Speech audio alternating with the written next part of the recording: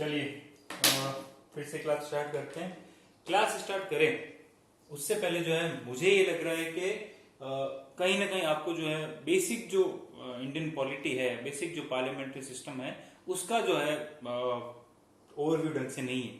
तो अभी मैं जो है इनिशियली 5 या 7 मिनट जो है इसी पे लेने वाला हूँ कि किस तरह से जो है हमारी पार्लियामेंट वगैरह वर्क करती है। ठीक है ना, इसको जो है ढंग से सुनो। ठीक है, वैसे ये 12th में पढ़ाने लायक नहीं है, ये आपको 8th या 6th में आना चाहिए था। फिर भी जो है काफी लोगों को समझ में नहीं आ रहा है, तो फिर से आप इसको थोड़ा ढंग से समझने की कोशिश करना। ठीक है, फर्स्ट टाइम और लास्ट टाइम में ये समझाने वाला हूं। इंडिया जो, ठीक है, कंट्री है, उस कंट्री को चलाने के लिए, उस कंट्री को चलाने के लिए एक गवर्नमेंट होती है। ठीक है, ये तो हो गई पहली बात। दूसरी बात, क्योंकि हमारे यहाँ पे डिफरेंट डिफरेंट स्टेट्स है। स्टेट्स कब बने? जब 1947 में हम इंडिपेंडेंट हुए। ठीक है, तो ये बात, एक वर्ड आता है फेडरेशन। ठीक है, फेडरेशन की ये डेफिनेशन है कि जहां पे एक सेंटर होगा और उसके कंट्रोल में या उसके साथ, कंट्रोल में या उसके साथ जो है कुछ स्टेट्स होंगे। ठीक है, और वो स्टेट जो है वो सेंटर के जो है सबऑर्डिनेट है, मतलब कि अधीन, उसके अंडर में काम करेंगे, उससे पूछ के काम करेंगे। साथ ही साथ इनकी खुद की भी ऑटोनॉमी होगी कि स्टेट में जो भी फैसले डिसीजन लेने हैं वो ये खुद लोग भी ले सकते हैं। ठीक है, ये चाहे तो स्टेट में जो है जो अपनी गवर्निंग है उसको और भी आगे जो है डिवाइड कर सकते हैं। कैसे? लोकल सेल्फ जो होता है ना, पंचायत वाले, उसमें भी कर सकते हैं, जरूरी नहीं है करें। ठीक है, कर सकते हैं, पूरे वर्ल्ड की बात करो। ये बात होती है आपके बड़ा मोटे मोटे रूप से फेडरेशन की। ठीक है, बात हुई खत्म फेडरेशन की। तो यहाँ पे अब बात आ गई वापस से इंडिया कंट्री गवर्नमेंट। इस पूरी कंट्री का जो हेड होता है, इस पूरी कंट्री का जो हेड होता है वो होते हैं प्रेसिडेंट। कंट्री का हेड कौन होता है? प्रेसिडेंट। द फर्स्ट सिटीजन जो होता है वो होता है आपके प्रेसिडेंट। ठीक है, इंडिया की बात मैं कर रहा हूं। साथ ही साथ प्रेसिडेंट क्या करता है कि भाई मैं अकेला तो पूरी गवर्नमेंट चला नहीं सकता, और मैं एक यहाँ पे कॉन्स्टिट्यूशनल हेड हूं, एक एग्जीक्यूटिव हेड हूं, मेरा काम है चलाना। ठीक है ना, तो मेरे अंडर में क्या होगी? पूरे गवर्नमेंट या पूरे कंट्री को चलाने के लिए एक गवर्नमेंट होगी। मेरे अंडर में क्या होगी? एक गवर्नमेंट होगी। ठीक है, जो भी लॉ, जो भी कानून बनाने हैं वो गवर्नमेंट बनाएगी, और मैं उनको बार बार या टाइम टू टाइम जो है डायरेक्शन नए नए देता रहूंगा। ठीक है ना, ये बात है। इस गवर्नमेंट को चलाने के लिए या इस गवर्नमेंट को कौन चलाएगा उसके लिए हमने क्या व्यवस्था कर रखी है? हमने जो है इलेक्शन प्रोसेस स्टार्ट कर रखे हैं। ठीक है, कि भाई लोग क्या करेंगे, खुद अपने में से 130 करोड़ तो चला नहीं सकते। प्रीएम्बल में भी ये लिखा हुआ है हम बना रहे, पर 130 तो चला नहीं सकते। ठीक है, तो उसके लिए हमने क्या किया है? इलेक्शंस करवाए। ठीक है, वहां से जो मेंबर चुन के आते हैं, सेलेक्ट होके आते हैं, उनको बोलते हैं member of parliament in Lok Sabha. Lok Sabha मतलब कि लोगों की जो सभा है, जहां पे लोगों ने जिन लोगों को सेलेक्ट करके भेजा है लोगों के मुद्दे उठाने के लिए, लोगों की बात पहुंचाने के लिए पार्लियामेंट में। ठीक है, ताकि क्या हो? गवर्नमेंट को सुनाई दे। ये होती है आपके member of parliament in Lok Sabha. इनके होते हैं इलेक्शन, वो होते हैं डायरेक्ट इलेक्शन, जिसमें आप पार्टिसिपेट, जो भी 18+ के हैं वो पार्टिसिपेट करते हैं। यहाँ तो भी बात खत्म। और इसके लिए क्या है? पूरी कंट्री को जो है पॉपुलेशन के हिसाब से एक फिक्स क्राइटेरिया करके, इतनी पॉपुलेशन होगी तो एक सीट होगी, उसके हिसाब से जो है बांटा हुआ है आपके 545 सीटों में। अभी टोटल मैक्सिमम कितनी सीट है? फिर 552। मैक्सिमम तो 552 सीट है, पर अभी जो है 545 पे इलेक्शन होते हैं। ठीक है, और अभी जो है 543 पे हुए हैं, क्योंकि 2 सीट का अभी वो बैठा नहीं। ठीक है, वो बात की बात। तो ये बात, और ये लोग क्या करते हैं? पार्लियामेंट में, कहां पे? लोकसभा में जाकर बैठेंगे और वहां पे जो है लॉज बनाएंगे, आपकी बात उठाएंगे और दूसरे वर्क करेंगे। ये बात तो हुई इसकी। उसी के साथ अभी हमने देखा था दूसरा एंगल, क्योंकि इंडिया फेडरेशन है तो सेंटर की बात तो हो गई कि पूरे ऑल ओवर सेंटर की बात, पर जो स्टेट जो थे वो स्टेट अपने यहाँ तो काम कर रहे हैं, अपने राज्य में, अपने स्टेट में तो आराम से काम कर रहे हैं, असेंबली होती है वहां पे, सब कुछ हो रहा है। पर उनकी खुद की बात, क्योंकि वो सेंटर के अंडर में आते हैं, तो उनकी खुद की बात आगे पहुंचाएगा कौन? तो उसके लिए हमने अलग से व्यवस्था कर रखी है एक दूसरे हाउस की, जिसका नाम है राज्यसभा। ठीक है, राज्यसभा का मीनिंग ही यही है कि जो राज्यों की सभा है, राज्यों की काउंसिल है, मतलब इसमें जो मेंबर होंगे वो कहां से सिलेक्ट होंगे, स्टेट से होंगे। ठीक है, अब इनके लिए अलग से इलेक्शन का प्रोसेस हमने नहीं रखा। क्यों नहीं रखा? क्योंकि अननेसेसरी बार बार इलेक्शन करवाने से कोई सेंस नहीं है। स्टेट गवर्नमेंट को जो ठीक लगता है कि ये 10 मेंबर या 20 मेंबर जो भी पॉपुलेशन वाइज जितना भी आ रहा है, उनका कोटा जितना भी आ रहा है, ये लोग जाने चाहिए।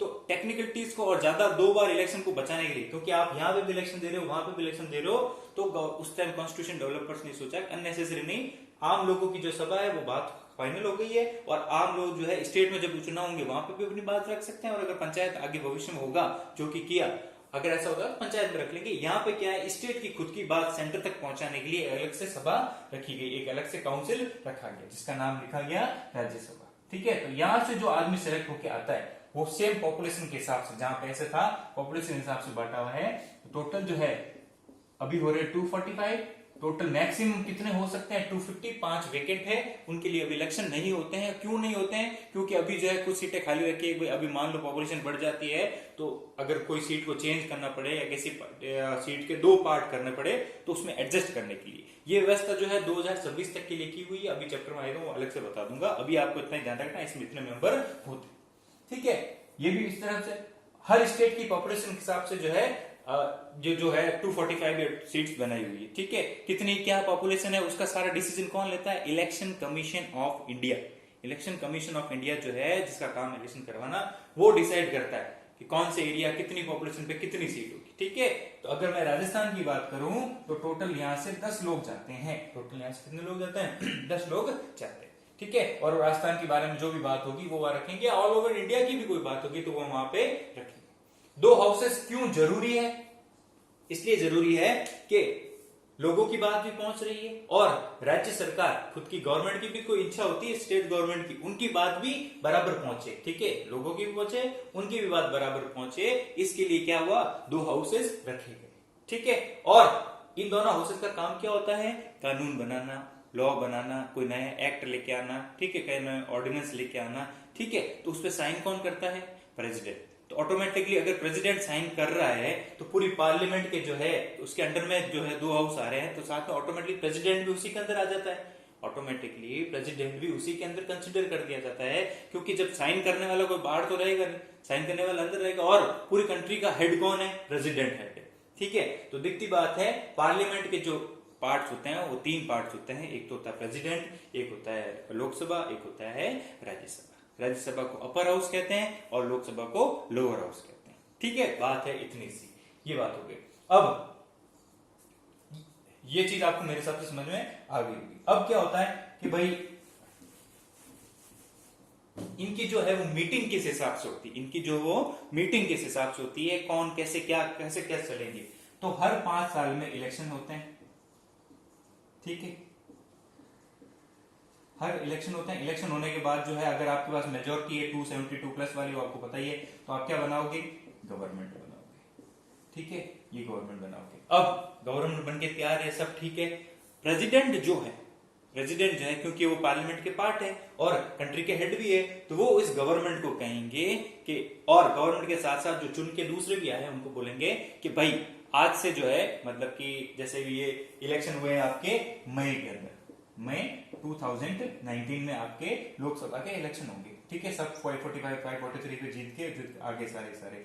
अब प्रेसिडेंट जो है वो समन करेंगे कि भाई अब जो है कोई भी एक मान लो कि 1 जुलाई से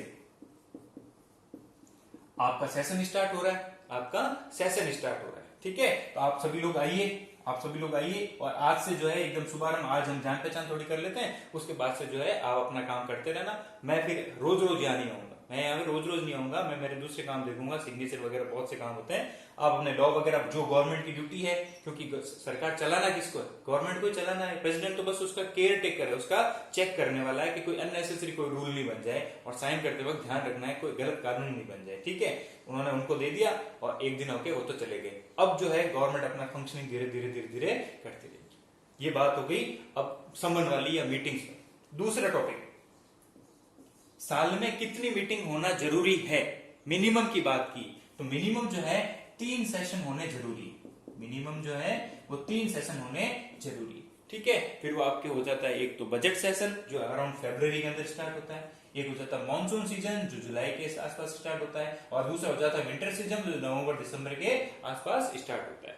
ठीक है, ये मिनिमम है। और इनकी ड्यूरेशन कितनी रहेगी?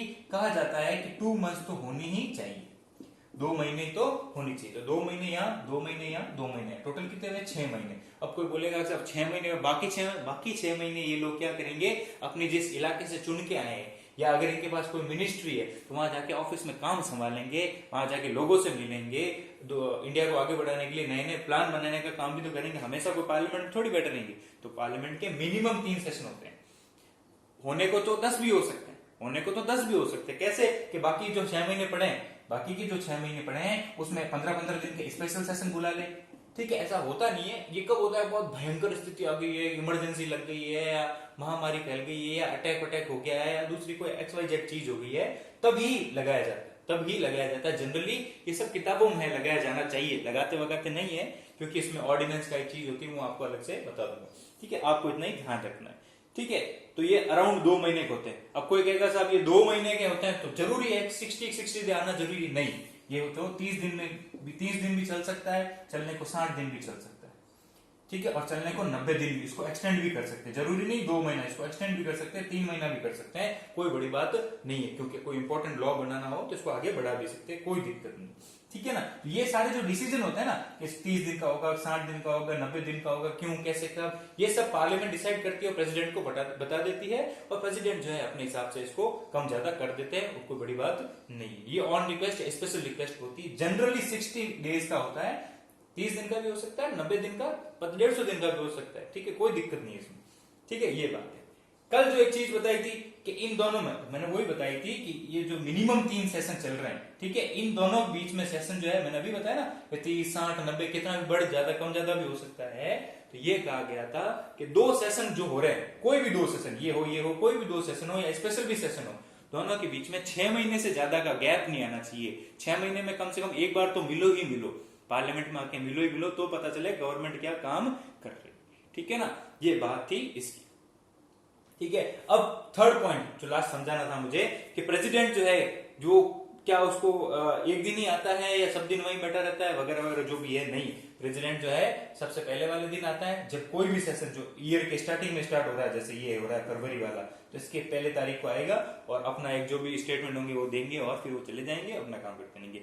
या आगे वैसे आप पढ़ोगे। दूसरी बात, अगर फ्रेश इलेक्शन हुए हैं, और फ्रेश इलेक्शन के बाद में जो भी नया सेशन स्टार्ट हुआ है, फ्रेश इलेक्शन के बाद में जो भी नया सेशन स्टार्ट हुआ है, उस दिन भी प्रेसिडेंट आएंगे और बोलेंगे वेलकम है सबका, वगैरह वगैरह करके, और चले जाएंगे। ठीक है ना, ये बात हुई इनकी। लास्ट फाइनल बात, ये जो सेशन होते हैं, अभी मैंने बताया, बढ़ाना, घटाना, लागू करना, कब से स्टार्ट करना, जरूरी नहीं फरवरी से करें, मार्च से भी कर सकते हैं। ये सारे डिसीजन कौन लेते हैं? प्रेसिडेंट लेते हैं। ये सारे डिसीजन कौन लेते हैं? कब खत्म करना है, कब स्टार्ट करना है, पूरे सेशन को, फिर से सुनना, पूरे सेशन को। ठीक है, ये सारे डिसीजन लेते हैं प्रेसिडेंट। दूसरी बात, इसी के अंदर दिन के जो, अगर सेशन स्टार्ट हो गया, ठीक है, अभी चल रहा है, मान लो अभी चल रहा है आपके मानसून सेशन चल रहा है, मान लो जुलाई में, प्रेसिडेंट ने स्टार्ट करवा दिया, बात फाइनल होगी। अब स्टार्ट हुआ तो रोज की जो कार्यवाही होगी, रोज की जो चीजें होगी, उन सबको कितने बजे से कितने बजे होगा, 10 से 5 तक होगा, ठीक है, या ज्यादा शोर शराबा होगा तो आपने देखा होगा 2 बजे एडजस्ट कर दिया जाता है, या लगता ही नहीं है, 2 दिन का गैप हो जाता है। ये जो छोटी मोटी चीजें होती है कि कब कितने टाइम तक करना है, 2 दिन छुट्टी रखनी नहीं रखनी, ये डिसीजन कौन लेता है? जो भी उस हाउस का सबसे बड़ा हेड होता है वो लेता है। जो भी उस हाउस का सबसे बड़ा हेड होता है वो लेता है। हाउस का बात कर रहा हूं, ठीक है। तो लोकसभा का सबसे बड़ा जो हेड होता है वो होता है स्पीकर, वो होता है स्पीकर, जो ऊपर वो सीट पे बैठता है। और राज्यसभा में जो होता है वो होता है चेयरमैन या डेप्यूटी चेयरमैन, चेयरमैन या डेप्यूटी चेयरमैन। अभी आपको पोस्ट याद रखना, चेयरमैन कौन होता है, वाइस प्रेसिडेंट वगैरह, वो अपन बाद में पढ़ेंगे। अभी आपको इतना ही देर का, राज्यसभा का हेड होता है चेयरमैन, अगर चेयरमैन नहीं है तो डेप्यूटी चेयरमैन। यहाँ पे कौन होगा? स्पीकर, स्पीकर नहीं है तो डेप्यूटी स्पीकर। ठीक है, ये चीज बस आपको इतना ही ध्यान रखना है। ये जो थी ये बेसिक है, 6th क्लास में जो पढ़ाया जाता है, ये 8th क्लास में जो पढ़ाया जाता है। अब हमारा क्या हुआ है, अगर हम भूल गए हैं या याद नहीं है या टीचर जो भी था XYZ, ठीक है ना, तो कुल मिला के बात ये है। अब अगर किसी को समझ में नहीं आया है तो उसको कभी समझ में नहीं आएगा, आप पॉलिटिकल छोड़ सकते हो, ठीक है ना। चलिए अब आगे बढ़ते हैं।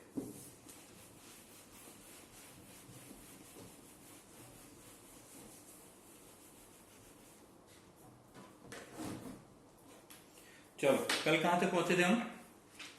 हमने बात की थी session of parliament. Session of parliament तो मैं जहां तक मेरा अनुमान है आपने जो है आर्टिकल वगैरह याद कर ही लिए होंगे कि भाई आर्टिकल क्या होते हैं, कितना होता है, आर्टिकल नंबर 85 क्या होता है, ठीक है, आर्टिकल नंबर 79 क्या होता है, ये आपको पता ही होगा। लोकसभा का मेंबर बनना है तो आपकी एज कितनी होनी चाहिए, राज्यसभा का मेंबर बनना है तो आपकी एज कितनी होनी चाहिए, क्या है ओथ वगैरह, कितना बैकग्राउंड है, वो सब हमने डिस्कस कर लिया था। अब बात करते हैं नेक्स्ट पेज नंबर 166 पे। पेज नंबर 166 पे जो लिखा हुआ है नया टॉपिक कोरम लिखा हुआ है। नया टॉपिक क्या लिखा हुआ है? कोरम। कोरम क्या होता है?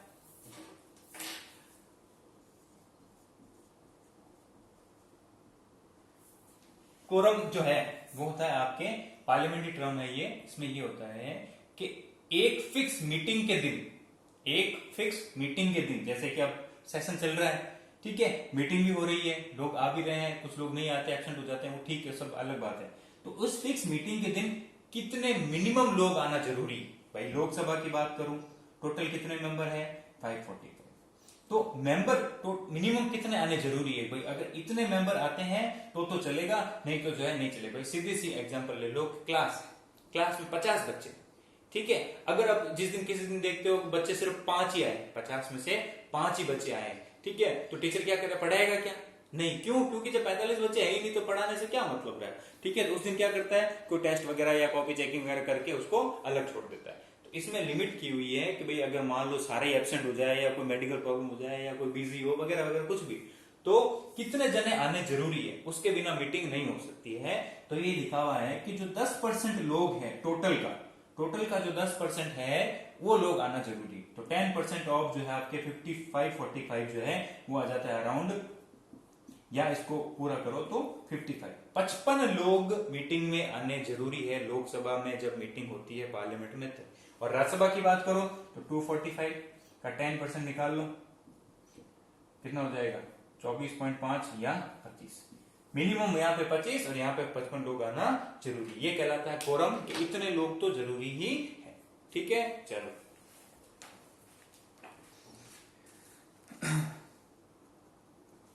A quorum is the minimum number of members of an assembly necessary to conduct the business of that group. उस ग्रुप को चलाने के लिए या उस हाउस को चलाने के लिए मिनिमम लोग जितना चाहिए। It is at least the 1/10 part of the total members of the house, including the presiding officer. Presiding officer कौन? जो स्पीकर है वो, उनके साथ साथ मिला के टोटल 55 लोग, और यहाँ पे 25 लोग तो आने ही चाहिए, ठीक है। प्रेजाइडिंग ऑफिसर स्पीकर की क्यों बात की है? क्योंकि वो खुद भी तो मेंबर ऑफ लोकसभा ही है। ये जो स्पीकर जो बनता है ना उसको अपॉइंट कौन करता है? तो ये 545 मेंबर जो है या 245 मेंबर जो आपस में मिलजुल के ही अपने में से एक को स्पीकर बनाते हैं, कोई ऊपर से नहीं आता है, ठीक है। वो खुद भी मेंबर ही होता है। अभी जो है वो कौन है? ओम बिरला है। ओम बिरला जो है वो कोटा से जीते थे इलेक्शन, बीजेपी के हैं, कोटा से इलेक्शन जीते थे, और उनको जो है 545 ने जो है आपस में तय करके बोला कि ये हमारा स्पीकर है, ये जो है डिसीजन वगैरह ले लेंगे, ठीक है ना। तो वो भी मेंबर है, पहली बात तो वो मेंबर है लोकसभा के, ठीक है, वो बात। चलो, it means that if the lower house has total membership of 545, at least 55 members are necessary to be present for the proceeding, and for the proceeding of the upper house at least 25 members should be present. ये मैंने आपको बता दिया है कि 10% लोग जो है टोटल के प्रेजेंट होना ही जरूरी है। चलिए आगे चलते हैं। उसके बाद है language of the parliament. Parliament में जो है कौन कौन सी लैंग्वेज बोली जाएगी, मतलब जो मेंबर्स जो है ना वो बोलेंगे ना, कौन सी लैंग्वेज में बोल सकते हैं? तो जनरली तो ये है कि हिंदी और इंग्लिश में बोल सकते हैं। उसके अलावा भी अगर कोई बोलना चाहता है तो उसके लिए भी अलग से जो है फैसिलिटी दी जाती है कि आप जो है मलयालम, कन्नड़, तमिल, तेलुगु, राजस्थानी, हरियाणी में भी बोल सकते हो। वो सब बाद में वहां पर उनके अलग डिसाइड होता है।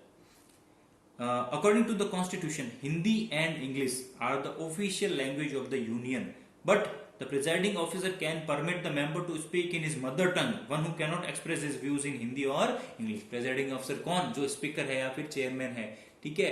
वो क्या करेंगे, आपको अनुमति परमिशन दे देंगे, भाई आपको नहीं आती बोलनी तो कोई दिक्कत वाली बात नहीं है, आप अपनी मदर लैंग्वेज जो है, आप ट्राइबल हो, मतलब आप ट्राइब्स हो, जनजाति के हो, वहां आपने कभी पढ़ाई ही नहीं की है जिंदगी में, हिंदी इंग्लिश छोड़ो, ठीक है, तो आप क्या बोलोगे, आप तो वो जो भी आदिवासी लैंग्वेज है वही बोलोगे, तो आपको वो भी सुविधा है, आप बोल सकते हो, कोई बड़ी दिक्कत वाली बात नहीं है अपने, ठीक है। चलो, power of ministers and advocate general, ठीक है। मिनिस्टर तो वही होते हैं जो मिनिस्टर है। एडवोकेट जनरल कौन होता है, तो एडवोकेट जनरल वो आदमी होता है जो प्रेजेंट गवर्नमेंट का सबसे बड़ा लीगल एडवाइजर होता है।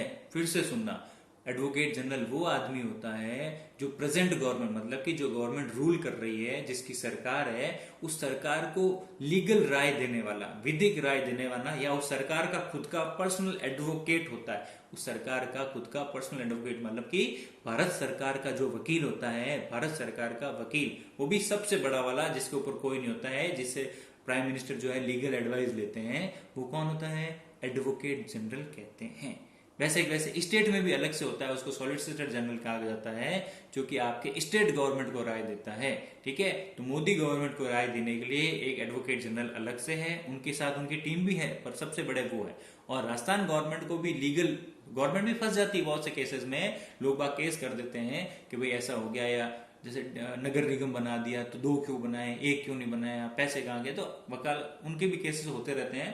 तो गवर्नमेंट का जो आदमी रिप्रेजेंट करता है वो होता है उनका लीगल एडवाइजर या एडवोकेट जनरल या सॉलिसिटर जनरल, नाम अलग अलग है, काम उनके सेम है, ठीक है। चलिए आओ बात देखो, in article 88 of the Indian constitution it is stipulated मतलब कि ये माना गया है that every minister and advocate general has the right to participate in the proceeding of the parliament and to present his views in any of the 2 houses of the parliament। Article number 88 में ये लिखा हुआ है कि भाई लोकसभा का हो चाहे तो आप राज्यसभा के मेंबर हो, अगर आप चाहो तो आपके खुद के हाउस में तो आप जाओगे जाके मेंबर हो, अगर आप चाहते हो तो दूसरे हाउस में भी जाके गेस्ट गैलरी बनी होती है, मेन गैलरी में नहीं, गेस्ट गैलरी पास में बैठने के लिए, व्यूवर्स के लिए, दर्शकों के लिए देखने के लिए होती है, वहां पे जाके आप जो है जो भी कार्यवाही हो रही है वहां पे जाके बैठ सकते हो, सुन सकते हो, देख सकते हो, बोल नहीं सकते हो अगर आप मेंबर हो दूसरे हाउस के। कहने का मतलब है अगर आप मेंबर हो राज्यसभा के, ठीक है, और आपका मूड हो गया कोई लोकसभा में क्या चल रहा है या ऐसा कोई इंपॉर्टेंट क्वेश्चन पे बातचीत हो रही है, तो आप जाके दर्शक गैलरी में जाके बैठ सकते हो, पूरी प्रोसीडिंग आप सुन सकते हो, कोई दिक्कत नहीं है, और घर पे आ सकते हो, देख नहीं सकते हो, सुन सकते हो, वहां पे जाके बोल नहीं सकते। क्यों? आपको बोलने का अधिकार कहाँ पे है? जहां के आप मेंबर हो। कहाँ के मेंबर हो? राज्यसभा के। तो राज्यसभा में वैसे बात है लोकसभा में, अगर आप लोकसभा के मेंबर हो तो वहां जाके बोल सकते हो। पहला पॉइंट। दूसरा पॉइंट ढंग से सुनना, अगर आप कोई मिनिस्टर हो, फिर से सुनो, अगर आप कोई मिनिस्टर हो, ठीक है, जैसे कि आप मिनिस्टर हो डिफेंस के, डिफेंस मिनिस्टर हो, पर आप कहीं ना कहीं के मेंबर तो हुई हो ना भैया, या तो आप लोकसभा के होंगे या राज्यसभा के होंगे, चुन के जरूर आए, मेंबर तो हो। हाँ, मान लो आप मेंबर हो लोकसभा के, और राज्यसभा में कोई ऐसा क्वेश्चन रेज होता है, फिर से सुनना, राज्यसभा में ऐसा कोई क्वेश्चन रेज होता है जिसका जवाब देने का पावर किसको है? डिफेंस मिनिस्टर को ही है। मान लो अगर कोई पूछता है कि साहब मैं ये सवाल पूछना चाहता हूं कि डिफेंस मिनिस्टर से कि जो ये तोपें खरीदी गई है इतने करोड़ों में कहां खरीदी, इसका जवाब आके मुझे चाहिए, ठीक है। तो जवाब देने के लिए डिफेंस मिनिस्टर मेंबर तो लोकसभा का है, पर जाएगा कहां पे?